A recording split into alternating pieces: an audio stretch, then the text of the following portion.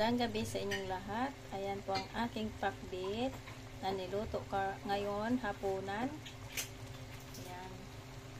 Akin ang i-off ang gasol. Kasi gusto ko lang ay half cook lang. Ayan na. Hindi ko na pinakita sa inyo kung basta sinunod-sunod ko na lang ang tawag dito. Lagay. Ayan. Sarap. Sarap, guys. Ayan, ang sarap-sarap ba.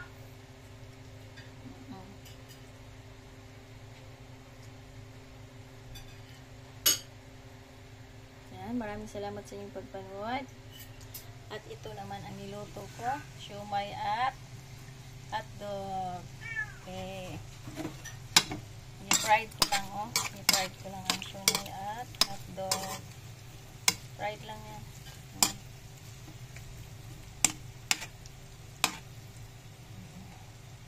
Salamat sa inyong pagpanood.